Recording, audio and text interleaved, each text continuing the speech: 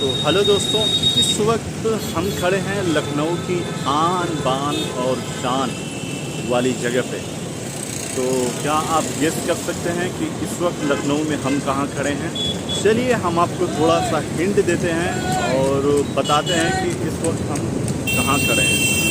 तो इस वक्त हम खड़े हैं पुराने लखनऊ यानी हुसैनाबाद के सिग्नेचर बिल्डिंग के पास। अब तो बता दो यार कि हम कहाँ खड़े हैं।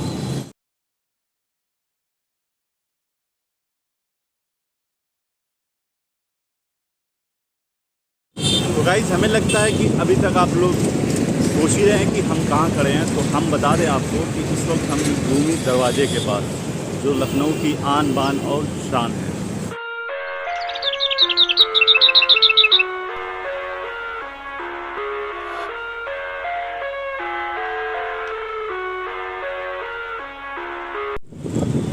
तो दोस्तों, बेसिकली इसकी शुरुआत क्यों हुई, रूमी गेट को बनाने की ज़रूरत क्यों पड़ी, तो उसको जानने के लिए आपको सबसे पहले जानना होगा नवाबों के बारे में।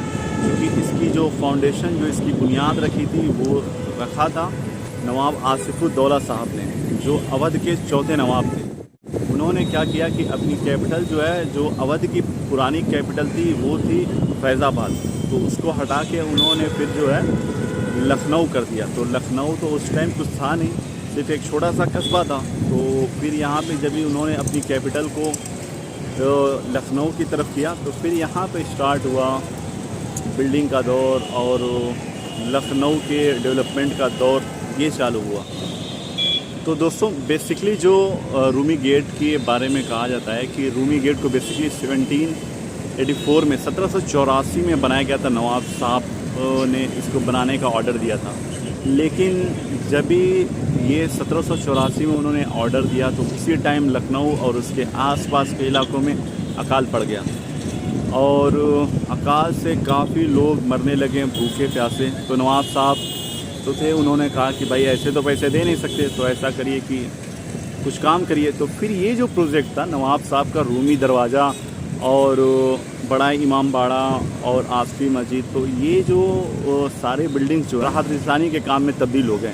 मतलब लोग यहाँ काम करते हैं, उससे चूँकि अकाल था उस टाइम, बेरोज़गारी थी, तो लोग यहाँ काम करते और उससे उन्हें पैसे दिए जाते। तो ये है बेसिकली कुछ स्टोरीज़ रूमी दरवाजे की।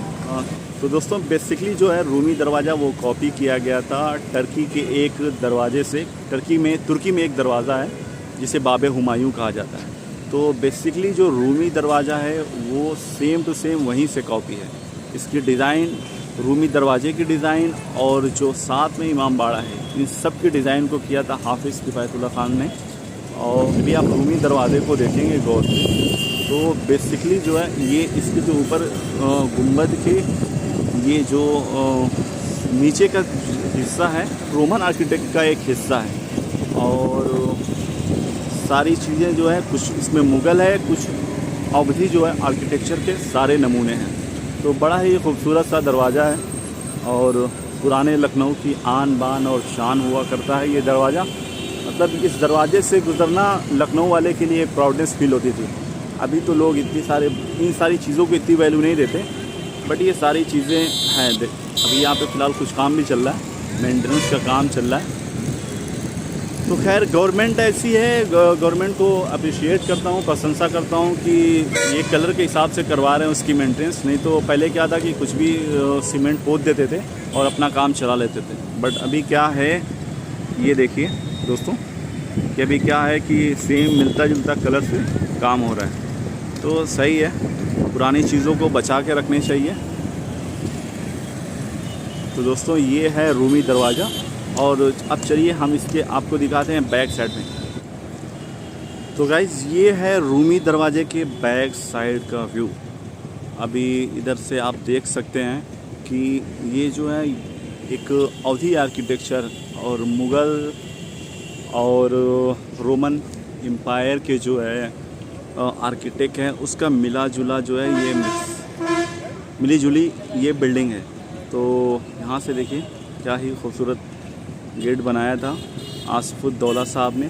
और जब भी आप पीछे की तरफ आते हैं, तो बेसिकली वैसे हम रूमी गेट के बारे में आपको कुछ फैक्ट बताते हैं कि इसकी जो लंबाई है वो करीब 60 फुट के करीब हाइट है इसकी, मतलब 18 मीटर के करीब ये ऊंचा ये हाइट वाली बिल्डिंग है।